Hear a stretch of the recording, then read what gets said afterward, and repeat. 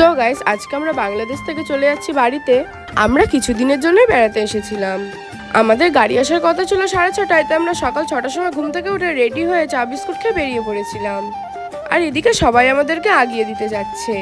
দেন হাঁটতে হাঁটতে চলে গেলাম বাজারে, আর বাজারে আমাদের গাড়ি দাঁড়িয়েছিল। তারপরে এই গাড়িতে উঠে বললাম, আর আমাদের মামা বাড়ির লোকেরা খুবই কান্নাকাটি করছিল দেখে আমাদেরও খুব কষ্ট হচ্ছিল। আর দেখো এখানে এত কুয়াশা পড়েছে, মানে ঢেকে গেছে, একেবারে কিছু দেখাই যাচ্ছে না।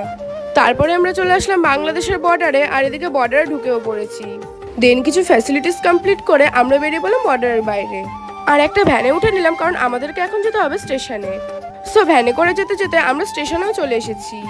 আর সকালে খালি চা বিস্কুট খেয়ে বেরিয়েছিলাম, তাই গিয়ে খেয়ে নিলাম ডিম টোস্ট আর ঘুগনি। আর ওদিকে মা আর বোনও খেয়েছে, তারপরে খেয়ে নিলাম লস্যি। আর আমাদের ট্রেনও চলে আসলো। দেন আর কোনো ভিডিও করানি, কারণ খুবই ক্লান্ত হয়ে পড়েছিলাম। আর বাংলাদেশ থেকে এই চকলেটটা দিয়েছিল, আর এখানে কুলকে বড়ই, মানে ওখানে কুলকে বড়ই বলা হয়, সেই বড়ই দিয়েছিল। তো আজকের মতো এটুকুই, দেখা হচ্ছে নেক্সট মিনি ব্লগে।